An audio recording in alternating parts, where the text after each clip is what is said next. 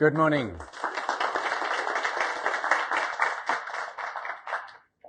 Thank you all.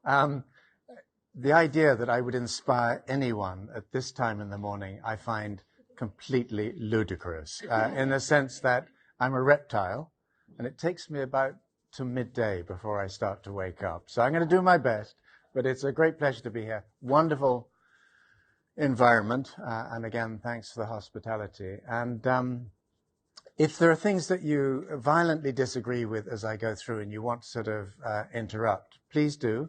But I look forward to the Q&A as well. And I'll try and stand out of the way of the screen, because that seems... And can everyone see the screen? Those lights don't get in the way? Okay, good. Well, good morning. And I just want to start also with not just a thank you to the Global Compact, which is why I'm here, but also to Deloitte, which is why I'm in Copenhagen. I spoke at an event last night called Dinner on the Edge, which was a bunch of CEOs and so on. And I've picked up the same theme this morning, so sort of a breakfast, somewhat in that same space of the edge. And I'm going to talk about the 2020s and why I think they're going to be really quite different from what we've all got used to in the last few decades. So just to kick off, give a sense of who I am. I was 70 in June, which was nice to have survived that long. But actually, at a time when many of my friends and colleagues are thinking of the same age, are thinking of retiring, I'm thinking of the next 10 to 15 years as probably the most challenging, most exciting, most dangerous years of my entire working life. And I'll explain why in a moment. Over the years, I've founded 4 social purpose businesses since 1978. They all still exist. I've had very little to do with making them survive. I stay for somewhere between 5 and 20 years, and then I sort of move on. I've been on 70 boards or advisory boards, which I find very peculiar, but from very big companies like Nestle to very small ones. And I've just finished my 20th book, which I'm working on as I travel these few days. And I'll just touch on a few things from that. But one of the things I'm going to talk about this morning is the disruption of not just food and agriculture, but one very significant part of the food chain, and that is the cow. But I'll come on to that in a moment. And just... I won't read all of this out, but I mean, the agriculture and food nutrition industry is very significant indeed. The restaurant sector is a big part of that. It has a big environmental and social footprint. Some people talk about handprints, this sort of the more creative, cultural, psychological side of that. It has a big impact in that space as well. You know the sort of story on food waste. The takeaway culture, which particularly in my country, the United Kingdom, is rampant, is part of that growing problem. There are rules and regulations that are beginning to address that. One of the things that strikes me about younger colleagues, they always have an app. There's always this new app that does something for them, which my generation doesn't yet understand. Wonderful, but that's too little. And it's too late. I don't think those apps are properly going to address the scale of the problem that we face and the opportunities that we confront. The language is changing. And no, sorry, it's not in Danish, but these are concepts, I think, that are pretty standard. And people talk about circular, and they talk about grass to guest, and they talk about CO2 neutral. But the one that really strikes me as very interesting, I've been a vegetarian for 45 years, is the plant-based foods. Now, I can't imagine myself ever eating plant-based meat if it feels like meat. It won't work somehow. But the language is changing. And I don't know how many of you watched Emmanuel Faber, the CEO of Danone, in New York. Has anyone seen his relatively short, it's about 6 or 7 minutes. It's in a panel discussion. If you just look up Emmanuel Faber, Danone, New York, it'll come up. And in those few moments, he talks not just about the climate crisis, he talks about biodiversity, a range of things that are pressing in on the agricultural and food chain. And what he then announces is 20 companies, perhaps one or two of your companies are involved, that have now come together in a $500 billion initiative to try and address some of these issues. Now, I think that is still too little, but it's a really quite exciting beginning. And the way that he describes and embraces the challenge, I find absolutely fascinating. So highly recommended. One of the things I was challenged on last night was 25 years ago exactly, I created this thing, the triple bottom line, people, planet, profit. And last year, I did a product recall through the Harvard Business Review. Apparently it had not been done before with the management concept. And some people were just thinking, we've just got our brains around the triple bottom line. We're just beginning to understand it. We've just registered as a B corporation or whatever. And now you take it away. Well, you can't take away a management concept. But what I was trying to do is to say, although that style of approach is useful, what we often see is people doing trade-offs, economic or financial versus social and environmental. And that was never the original intent. So let me just say a little bit about that. I think when I'm dead, if I have a gravestone, and I hope I don't, one of the things I think will be hacked into that is something around this triple bottom line concept. And the cartoon at the bottom was done for me in 1991 by a Financial Times cartoonist called Ingram Pin. And what it was essentially trying to do in very simple terms is to say that business, and particularly the board level, the decision-making parts of business, increasingly have to listen to different voices, not just the stock market, not just financial analysts and so on, but voices of nature, voices of people, particularly the dispossessed. And the robot was a joke. It really was meant to be just, and let's have a robot at the table. It's no longer a joke. Some of you will know that in 2014, the first robot or expert system was appointed to a board in Hong Kong. You probably know that Salesforce is developing expert systems under the brand name Einstein, which will bring robots to the boardroom table. And what's interesting about these robots is that they will be able to consume all the knowledge that we've produced in 10,000 years in a very short period of time and then share it across the generations of robots. Where does that leave us? And I'll not address that head on, but this was the product recall announcement. So why did I do that? Well, one of the things, many of you will have been very familiar with the Sustainable Development Goals. Some of you will have plotted your business and its issues against the Sustainable Development Goals. Many people who are looking at the goals are assuming that these are incremental change goals, that if we are a little bit better, move a little bit faster, spread the good news and the benefits to a slightly larger audience, all will be well.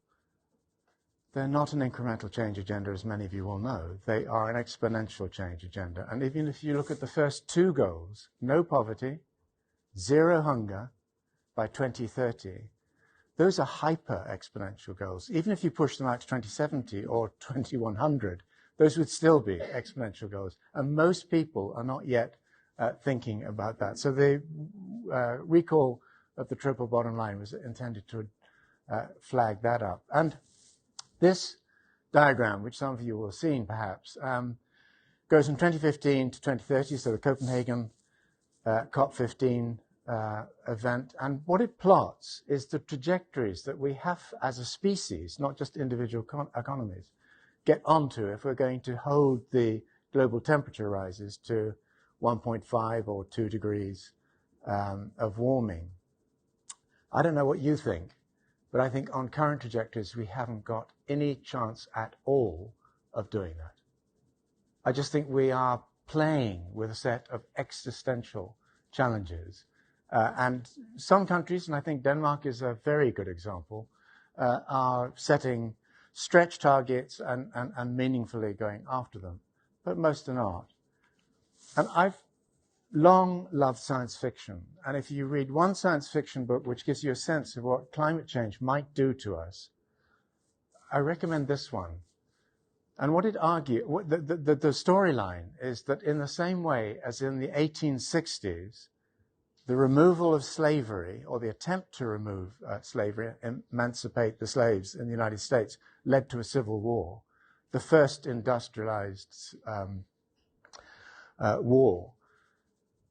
This talks about a future in which the attempt to remove fossil fuels and carbon from the economies triggers a very similar response. Now, at the moment, that looks insane. I mean, who would want to go into another major conflict like that? And yet, you look around the world at the moment, you look at Trump and how he's trying to provoke Iran into war. It's an extraordinary period in all this. Incidentally, I'm an optimist, and I'm going to become optimistic in a moment, but I think in order to be properly optimistic, one has to look at the slightly wider world. So Bill Gates' favorite author. Most of you will have seen this statistic. When I first saw it a few years back, I thought, my God, I just had no sense of the scale of what we're doing and what China in particular at the moment is doing. A few months ago, I came across this one. And I came into this space because of nature and wildlife. And I've always had the assumption that if you look out there in the wider world, there's a lot of wildlife, and if you put them on the sort of scales and weighed the wild animals against us, I didn't know where it would come out. But the fact that there are 12 times in dry weight, 12 times as much human flesh on this planet now as there are wild vertebrate animals. I didn't know that. And again, it's just one of these indicators that we're living in a world which I think is very different. And I was in Copenhagen about 3 weeks ago to do a session with Dansk Industry, and as I went through the airport in Copenhagen to leave, there was this great splash of yellow. And it was this. It was the wraparound on the Financial Times, which was in the lounge in the airport. I don't know how many of you read that issue. I don't know how many of you know that the Financial Times now has a dedicated platform looking at sustainable business and the sorts of issues that we'll be addressing today. But the very fact that it's not just about responsibility and about green, it's about capitalism and the need to reboot, to reset capitalism, I find immensely interesting and exciting. And for about 60 years now, Milton Friedman and his single bottom line thinking has dominated business thinking. Not so much in Denmark, but certainly in some other parts of the world. And I think that period is coming to an end. And you see early signals of it. You see, for example, the Business Roundtable. Some of you will have seen that 180-some companies in the United States saying increasingly business really has to address the sustainability agenda, social, environmental, ethical components. Interesting, though, if you go back to when Trump came into the White House and you look what that same Business Roundtable was saying, basically they were saying to Trump, get rid of all of these rules and all of these regulations and all of these standards. So there is a cycle here, and it sort of flips and it flops. But I think that development is quite significant. One of the things that we've been doing is looking at the future of capitalism. And if you want to talk about that, very happy to do so, with a range of different companies and also some public sector organizations as well. And we've been building on some of the work that we've done historically with the Global Compact in what was called, or is called, Project Breakthrough. Again, I can discuss that if you're interested. Oh, sorry, there's one thing that I should just go through. I mentioned responsibility. If you think about that Business Roundtable statement, that's very much in this space. Companies have got to be better positioned in terms of an expanding responsibility agenda. Problem with this is that it's not working. That whether it's climate change or it's loss of species or whatever it happens to be, we're seeing systemic crises. So resilience is part of the next step in this whole agenda. But I think longer term, and this is particularly true of agriculture and food and nutrition, regeneration, restoration, that's the theme that I think is going to come through. And I'll touch on that very briefly in a moment. So just some quick thoughts around swans. Most of you probably have heard of Nassim Nicholas Taleb. Some of you will have read some of his books, possibly The Black Swan. You will know that the black swan, the idea is that there are these terrifying moments where everything changes, and they're quite hard to predict. So the First World War was one of those moments. You look at people's letters, you look at what people are saying, even a few months before the First World War, they did not see it coming. 2007, 2008, the financial crash. His book came out just before that. For him, that would be another black swan. I think people had seen that coming actually for a while. Some people, not everyone, and they just hoped that it wasn't going to hit them. So some people describe those as grey swans, things that you can see coming. But black swans are outside the normal expectation and experience.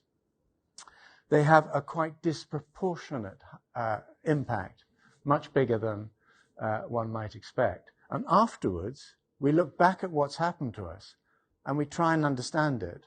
But typically, we understand it in ways that really don't help us deal with the next round of problems like that. So that's the black swan. 3 weeks ago, whenever it was, here, I launched this book. It doesn't come out until January, but I was just talking about it for the first time. And the idea is that in the same way that black swans take you exponentially to a bad place, green swans might do the reverse. They might take you exponentially towards somewhere much better. So what would that look like? And the reason why Hans Christian Andersen is because of the ugly duckling. And the ugly duckling theme comes out in the book, and it's basically saying that all around us, bits of the future are emerging. You look at them, and they look weird. You know, and some may take us to bad places. A growing number, hopefully, will take us to good places. Where are we? I don't know where you think we are, but this is where I think we are. And I don't just mean my own country, the United Kingdom. What I mean is the developed world. And every so often, there are big cycles, and there's been one in which all of us have grown up, looking around the room, which started with Bretton Woods in 1944, and the Nuremberg War crime trials, and a set of values and expectations and standards were established around the world. For about 45 years, also, we've been living in a cycle driven by information technology. All of these cycles seem to be coming to an end at more or less the same time. And that happens. I mean, every so often, one cycle ends. It's relatively rare that you have a whole series ending at the same time.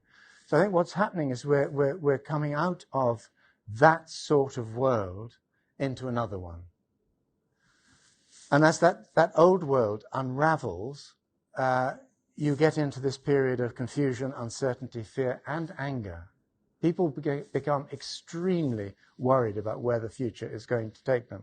And if you look at surveys now, around the world, Gallup have been doing this for a while, people are now increasingly believing that the world that their children and grandchildren will grow up in will be less good in a way than the ones that they've grown up with. Now, that's a problem, because if people don't believe in progress, their politics go quite peculiar. And again, we've been seeing that in all sorts of ways recently. I'm glad I'm not married to Elon Musk. I think he's a very strange man. But on the other hand, he is an extraordinary innovator and entrepreneur, and he has disrupted one sector after another. Most obviously, the automotive industry, but tunneling and space, you name it, he's been out there doing it. And I think these times in our history are exactly the moments where you start to see people like that coming up as disruptive agents in the economy. You also see new forms of politics. Now, I had a very challenging email from the CEO of a German company that we work with, in fact, our biggest client, when in April we Valence backed the Extinction Rebellion movement. I wrote a letter to the Times of London. I got 23 CEOs to sign it. It basically said, You may not like these people, and you may not like what they're talking about. The protests are happening again, as you know. But the core of their agenda is the future. Pay attention to that message. Don't dismiss it out of hand. Anyway, the email I got was saying, how dare you become political? Why do you not stay professional? Why can't you wait for the results of our research and development to come out of the laboratory gates? And my answer to that would be, we've left it too late. We have no choice but to become political. We have to become activist. And if you don't want to do that, and your children or grandchildren ask you in 40, 50 years or whatever, when did you first know what was happening in the wider world, and what did you do about it? Don't expect them to be particularly pleasant when it gets to that point. So we've got to do the politics, and we've also got to start working with people who are thinking and acting and investing and doing business in very different ways. So I just recently joined the board of a new venture in Los Angeles. And I'm just going to give you this as an example, because I think for me, it encapsulates, it distills the new spirit. They're called Conservation X Labs. I said earlier on, I like wildlife. Their very simple ambition is to reverse extinction. Who'd have thought? I mean, I've worked with World Wildlife Fund for 50 years now. They would never get to that point of saying we're going to reverse extinction. And yet that, I think, is the sort of ambition that we now need if we're going to go up that up cycle, up wave, and so on. In about 3 weeks, I shall be in Canada, in Edmonton. And that, as some of you will know, is the heart of the oil sand or tar sand industry. There is scarcely a worse or a bigger carbon footprint industry in the world. I mean, what it's doing to the landscape there, what it's doing to communities, particularly what it's doing to climate change, off the scale, horrible. So we got into a conversation, the people who had invited me to speak, and I said, I think you are a black swan. I think you are probably about as good an example of a black swan as we can possibly imagine. What do you think? And they're putting a huge amount of money, well, a relatively small proportion of the money that they earn, but a large sum of money in normal terms, into clean technology, into challenge prizes that look for technology and business models and so on that address the climate issue. They came back, and I find this quite interesting, and they said, we are a black swan. We're trying to sprout a few green feathers, but what we want to know is how we become a green swan. Now, I think that was quite interesting, because even the admission that they are in this very difficult space, and they talk about a just transition. How do they transition away from fossil fuels in a way that protects the interests of people in Alberta and that region? Well, that's fantastic. But again, I think they've left it too late. I think increasingly we live in what some people call a gradually, then suddenly world, where things move relatively slowly for quite a long time, and then suddenly there's a correction. Evolutionary biologists call that punctuated equilibrium. And wherever you look now, this is the CEO of Shell just last week, talking about, in effect, I think Shell are a black swan also. They're also trying to transition towards something a bit more sustainable. I'm not going to read out the quotations, but I think that sort of language, that sort of thoughtfulness is now indicative, illustrative of some of the ways that business leaders are starting to think. And last week, I was in Helsinki with what used to be the state-owned oil company of Finland, Neste. They now earn 70% of their profits from their renewable energy business, and they're trying to play into the circular economy. I think they're an extraordinary example of transformation at the corporate level. But they were recently ranked number 3 most sustainable company in the world. Complete and utter nonsense. And they'd be the first to admit it. How can an oil company be one of the most sustainable companies in the world? These ranking and rating systems really are seriously weird at times. But a company well worth watching. And on the theme of watching, who now is doing the watching? It used to be socially responsible investment analysts, people like that. And I've worked with many of those funds over decades. It's now machine learning and artificial intelligence. So Arabesque is a financial firm, again, based in London. They use artificial intelligence to scan populations of companies, thousands of them. And if you see the little tiny red dot right up in the top right, that's an oil sands company. That's Suncor. It's one of the people who I'm going to see while I'm in Alberta. And what you're starting to see is new forms of mapping that are placing businesses on a different landscape of risk and opportunity. And at some point, as a species, we are probably just going to take a knife to this and slice off large parts of these fields of business activity. Question is whether these companies will see that risk coming in time. Final, just a couple of slides. Where are we and where are we headed? I mentioned being 70 in June, a birthday party that wasn't. It turned into a conference of over 100 people. Among the speakers there was this guy, Nick Hahn, of Singularity University. Does everyone know Singularity University? Or some people do, some nods, some confusion.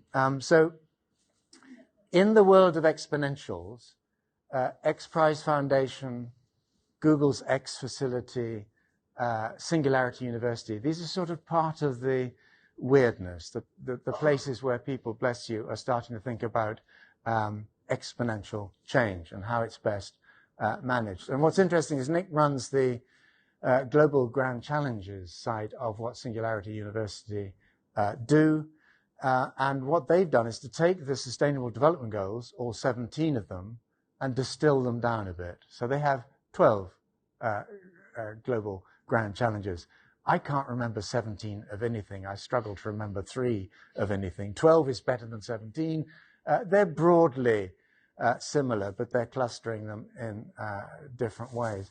And many of you will have seen the diagram up at the top there. You will see that sort of thinking increasingly. And what it suggests is this is the gradually then suddenly world again, that we go through periods of thinking we're trying everything we possibly can do to move the needle of change, to get people to pay attention.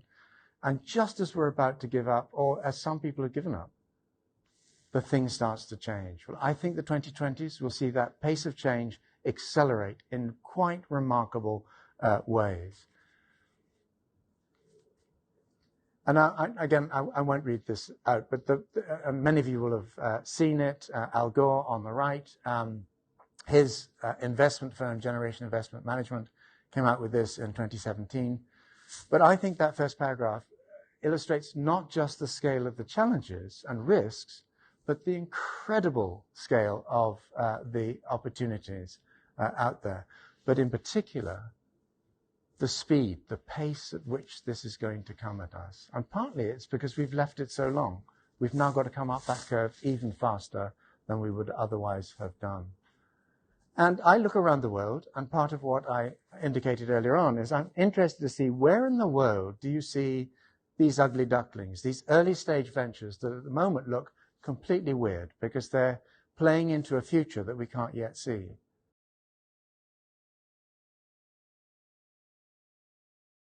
Vehicle, sort of Google investment and so on. It looks slightly peculiar. It looks slightly like the Volkswagen Beetle when it first came out. But if you think about 20 years from now, you think about autonomous vehicles, and I think what they will do to our cities, it's incredible how much they will change our urban lifestyles.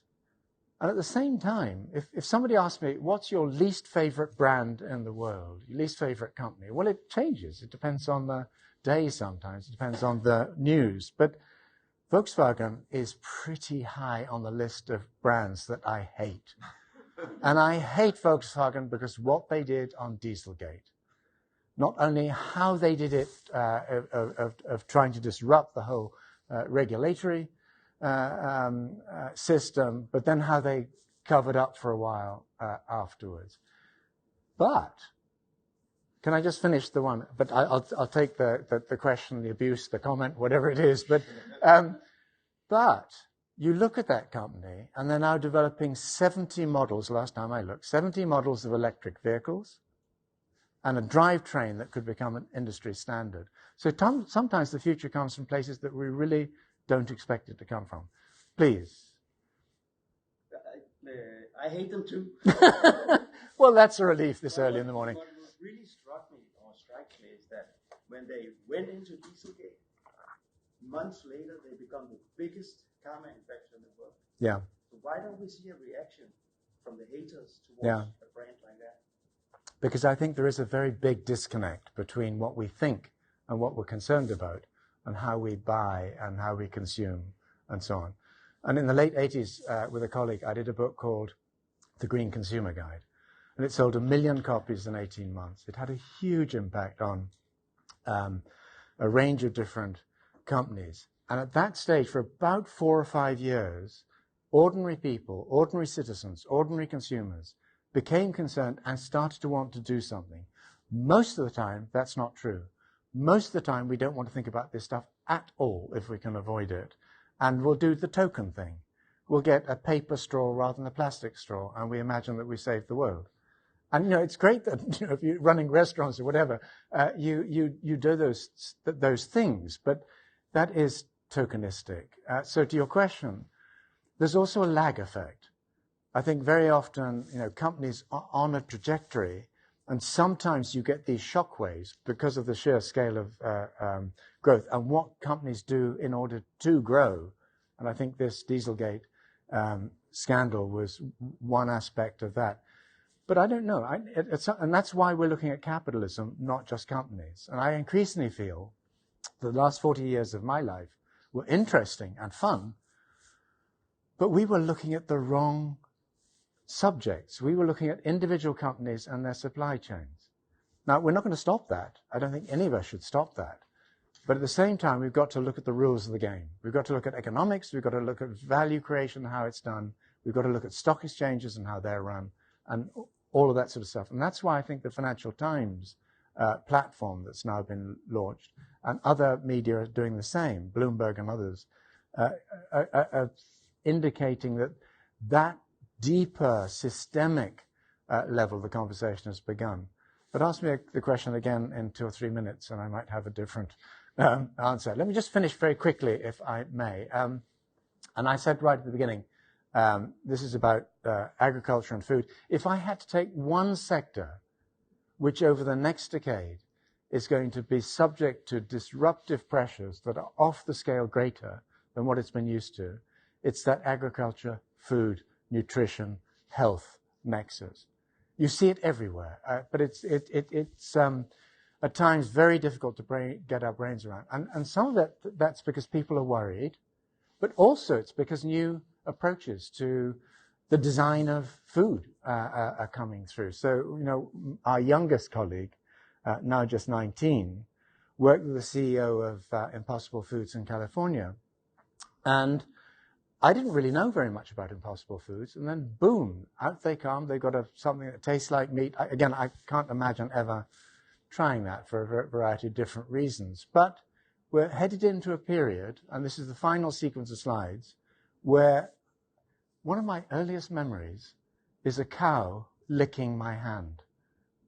I don't know how many of you had a cow lick any part of your body, but it's a really quite extraordinary experience. It's very rough, but it's very loving in a very strange way. Say goodbye to the cow. And this study that's just been launched a couple of weeks back is why I'm saying this. It's done by a group called Rethink X, and basically they're talking about the disruption of the cow. And what they're saying is that if you're going to disrupt the entire milk chain, all you've got to do is change 3.3% of the average bottle of milk. That's what, bless you, that's where the proteins lie. And what we've got now is what's called precision fermentation. So last night, Novo Nordisk, Novozymes were in the room. Denmark's strong in this sector. But you've got people starting to focus on that tiny proportion of milk. This is when we hunted large animals, often to extinction. This is when we domesticated everything from horses to pigs to cows to whatever. That's the first domestication as RethinkX describe it. And now there's this new phase. And look at the timescales. Hundreds of thousands of years, tens of thousands of years, 10 years. Now, they may be out by 15, 20, 30 years. How can we know? But just look on the right-hand side. And again, I'm not going to read these out, but the cost of these new proteins will be staggeringly cheaper. The characteristics will be staggeringly more interesting to the food industry and to consumers. And what you could see is something like a 50% reduction in the number of cows by 2030 in the United States. You might see it at a different rate in different parts of the world. What happens if that whole industry goes bankrupt?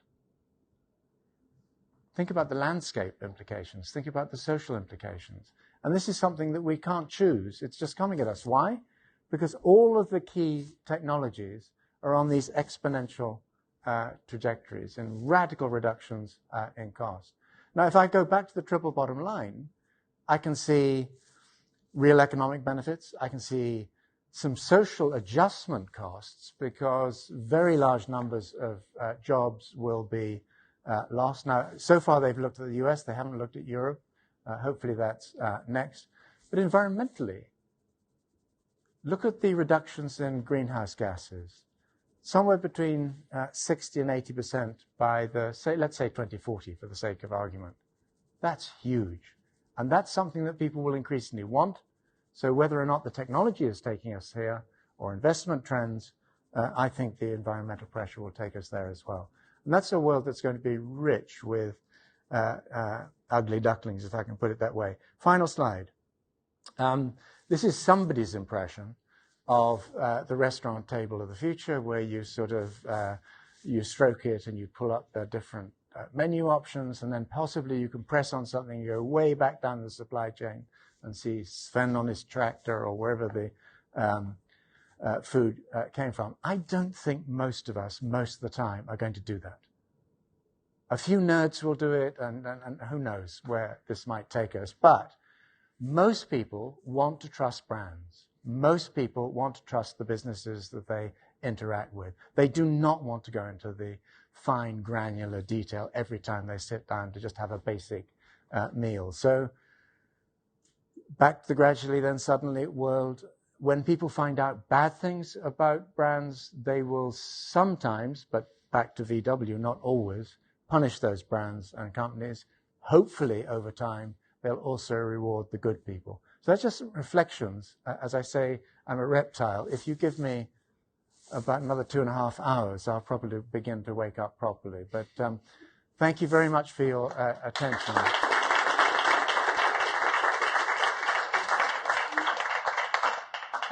If there's absolute silence, that's good. But if there are any comments or questions or whatever, Caroline, do you want to? No, I just wanted to first of all thank you so much for your very inspirational.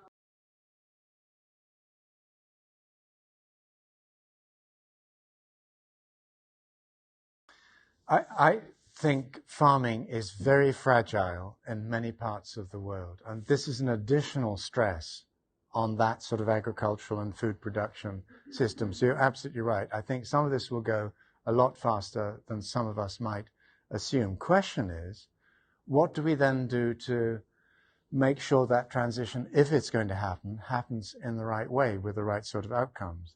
And I learned very early. For 25 years, I worked in Japan. And when I started, there was this government ministry called MITI, the Ministry of International Trade and Industry. And what they would look at is which industries are going to die and which ones are going to come through into the future. How do we run down the ones that are going to die anyway, almost give them sort of end-of-life care, so shipping, send it off to Korea, and where are the new ones, biotechnology and artificial intelligence, how do we invest in those?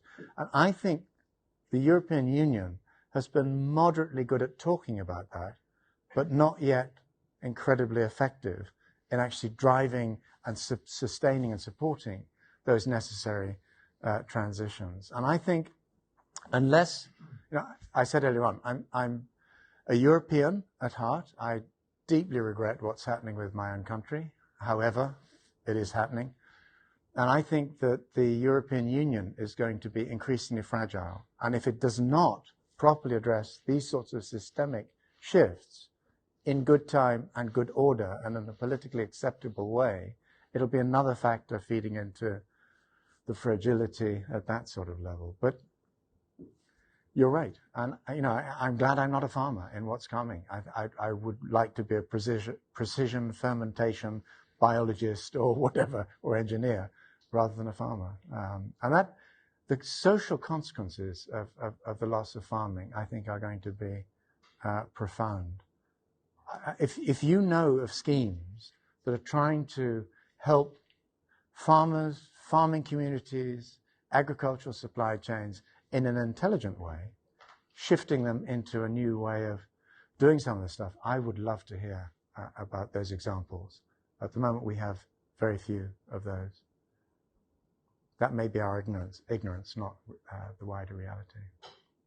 Other thoughts? I have a question. Oh dear.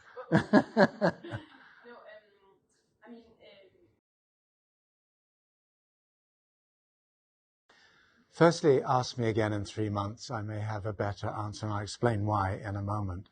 Also on the green black swan front, last night, one of the people who I've known for about 25 years, Steen Riesgaard, who used to be at Novo Nordisk, then Novozymes, now sort of company director in different ways, he was the one voice out of the people in the group last night at dinner who said, I don't understand this green swan stuff. I understood the triple bottom line when you dumped that on our laps 25 years ago. And as some of you will know, Novo Nordisk then recharted themselves around the triple bottom line. He said, I don't understand this swans business. And I said, well, what I've been doing in the last 3 weeks, I've been twice in Amsterdam, I've been in Brussels, I've been in Paris, I've been all over the place, Helsinki. And as I've been doing that, I've been just trailing some of this thinking to see whether people say, this is just so seriously deluded, who the hell do you think you are? Or whether there is some degree of interest. And I have to say, the interest, apart from seeing last night, it has been, firstly, very considerable. It also goes to younger people. The younger people are the ones that are sort of picking up on it more than others because it's a visual language. And so you can talk about sustainable development and the Sustainable Development Goals. But what jumps into your imagination? What comes into your mind? In my mind, and I've been in this space for a very long time, not very much. I mean, there are 169 targets. Well, God bless you. And let's see where we go on all of that. To your question around partnerships, I think the Global Compact is the best global compact that we have. I think the United Nations is the best United Nations that we currently have. But I think in many ways, they're both products of an earlier age of this discussion. Now, I think both can evolve, but again, evolving them is going to be a huge challenge. And the reason why I said 3 months, I mentioned the Tomorrow's Capitalism inquiry that we will report on in January at an event co-hosted by Aviva Investors. And the World Business Council for Sustainable Development have been looking at the work that we've done, and they've suddenly come to us and said, would we help them understand the 2020s? Would we help them understand the 2020s? I mean, and so in 3 months, we've got to do a really intensive pulling together of some of the stuff that we're doing and present that in Seattle in November. And my sense is that there is going to be a very rapidly growing need in every business sector for new forms of partnership, new platforms, and so on. And that's going to be a big challenge to the incumbents. So there are a lot of big platforms, business to business and so on, that have been out there for quite some time, doing the responsibility stuff, getting people to be a little bit better and so on. And we, with the Global Compact about 3 years ago, and Lisa Kingo, I've known for 25 years also, but she pulled us in and said, would we bring in some of the exponential stuff? One of the people we brought in about 2.5 years ago, big event in New York, was Nick Hahn of Singularity University. And after he'd spoken in front of several hundred people, 2 corporate people I'd known for quite a long time came up to me and said, "Why have you got somebody like that here? Who invited him?" And I said, "You'd asked the same questions 30 years ago about Greenpeace. 15 years ago, you'd asked exactly the same questions about Muhammad Yunus and social entrepreneurs and impact investors. And now here we go again."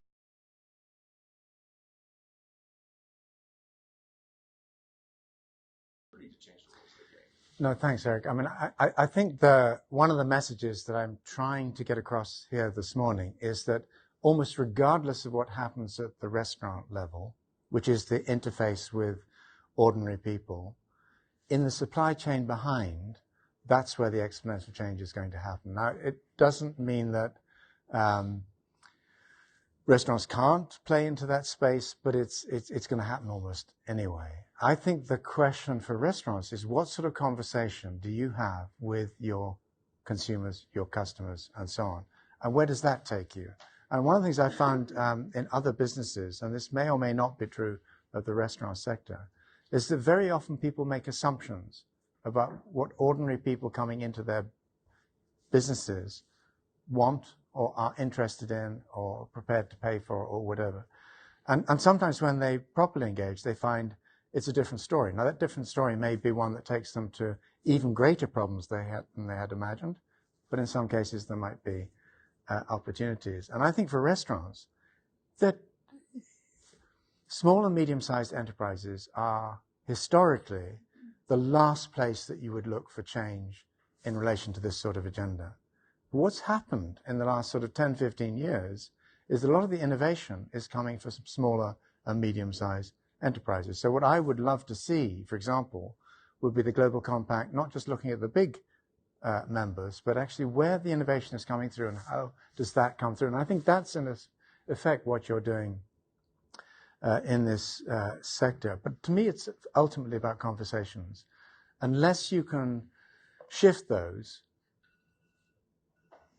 we've reached the end of something. For me, that changing the conversation is a fundamental part of it. And if the sustainable development industry and movement wants to change the way people think, there is no better way than to engage ordinary people at the point where they're not just consuming, but in that food, health, nutrition space. It's one of the most powerful, it's one of the most sensitive and existential almost elements of our sense of identity and who we are. That's not going to be a huge help to some of the people in the room. I just say one other thing. For decades now, we've had this challenge. Why are you focusing on the big brands? Sorry, I'm going to... Thank you. And excuse me. Why do you focus on the big brands and not on the small and medium-sized enterprises? And for a very long time, my answer was simple. I can work with a Ford, and they might have 14,000 suppliers. I change Ford, and 14,000 suppliers have no option but to change. The scaling there, again, is quite considerable. I could work with 3 or 4 small and medium-sized enterprises for many years, do good work, find it interesting, but actually very little might change as a result of that. So for a long time, the argument was very strongly in working with the big people. Now it's shifting, and the small and medium-sized enterprises, for reasons I've already mentioned, becoming much, much more interesting.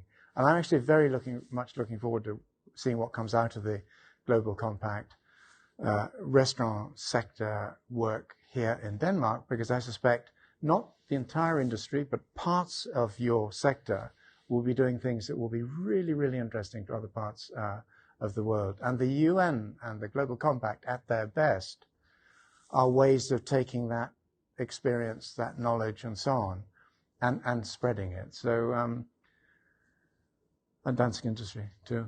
But I mean, it's really complicated. I don't have a simple answer. And as a species, that's a problem.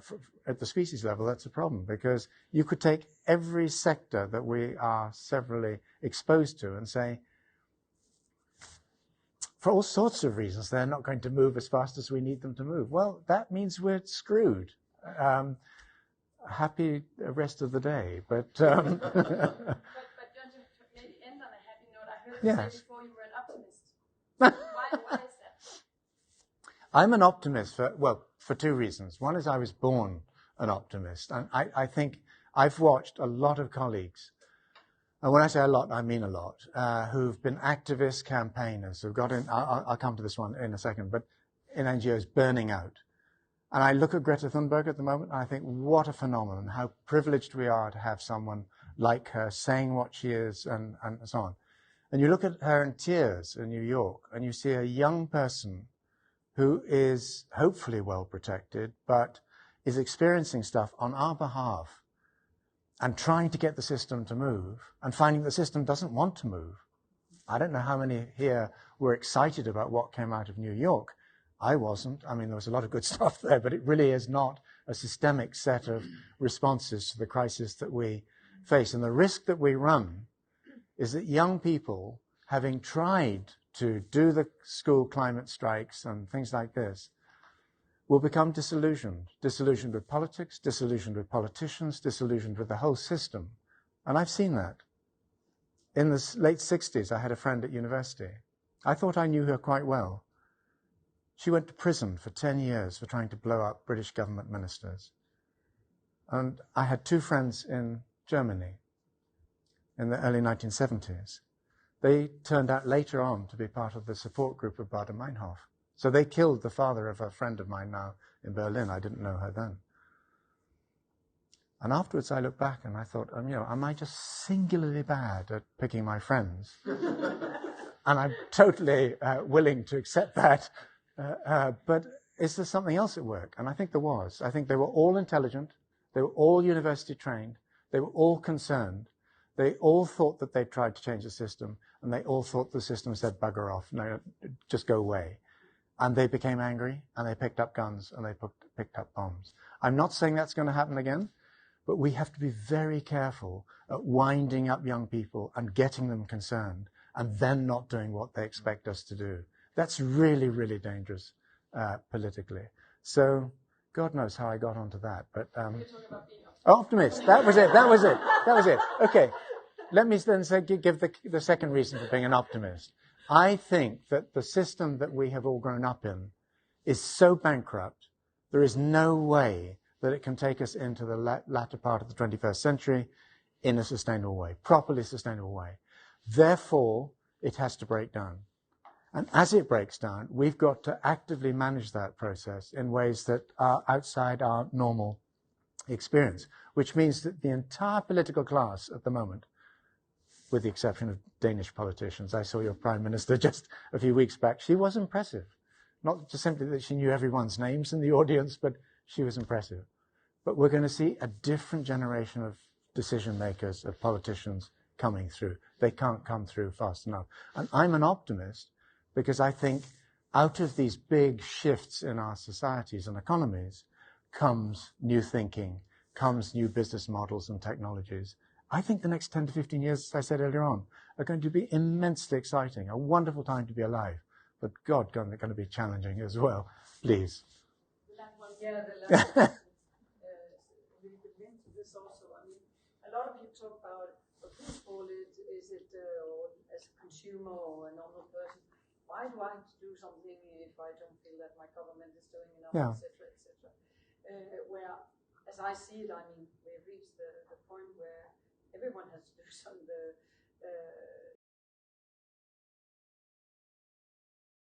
push ordinary people, the consumers, to get involved in this. I mean, the world goals is a way. For me, the world goals is like the spirit, the thinking, the mindset. Yeah. To push people, but how do you get them truly involved? Because many still intelligent, well-educated people I know, they still, but I mean, they don't really feel concerned. No, it's funny. Last night I was sitting next to the CEO of the co-op here in Denmark, and he said when they survey their customers, including possibly people in the room, they show very little interest in these sorts of issues. There's a danger, and you, Eric, picked it out. If we talk too much about system change and exponential this and that and so on, we put off people doing some of the fairly basic things that they would be better off doing. And I think incremental change is where we all start. We all start off doing small things. But I think very often what we see is people do the small things, like changing the material their straws, drinking straws are made out of, and they think that is, enough. And I think what we've got to do is encourage people to get started, particularly young people, and then give them a sense of, and then what? And where are we then going to go? And to your point, we're herd animals. We spook together, we all get frightened together, we all get excited together. But when we're involved in a migration, we don't like doing that on our own or in very small numbers. I mean, some people do that, but most people don't. They want to see a broad movement, which is where government and policy and so on come in. And I think there's a very limited extent to which we can expect business leaders to stand up on Me Too or whatever the important issue of the day might be and accept responsibility for changing the system. That's not their job description. That's not what they're paid to do. They can do it almost like shock troops. They can, because it comes from an unusual suspect, it carries more weight.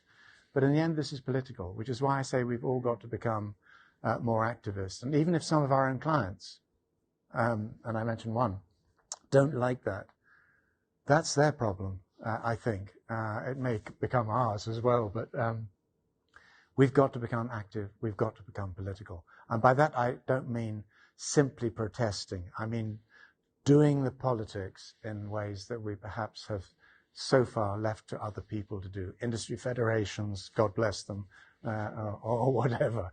But it's really interesting, just final thing, to see industry federations changing. In my own country, if I had to flag the real problem organizations, the Confederation of British Industry would have been one of those, and over my entire lifetime. I went to see them recently, and they're talking about climate change, and they're talking about system change, and they're talking about lobbying governments in ways that just simply would not have been conceivable. So it's happening. So let's just give it a little bit more shunt. And I do think that the Global Compact is part of that. So, Karen, thank you very much. Thank you so much. Thank you so much. Thank you.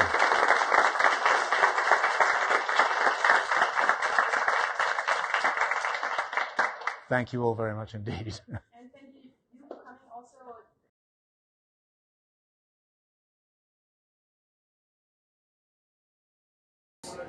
I think partnerships have been recognized as really important in the sustainable development, sustainable business field for a long time. But most people have understood those partnerships to be sitting down with people who they're comfortable with and talking about relatively easy to digest challenges. What we've now got to see is partnerships that involve very different actors and right the way through value chains, supply chains and so on. And I think what's happening here in Denmark with the Global Compact restaurant and food and right the way through to agriculture initiative is a very interesting example of that.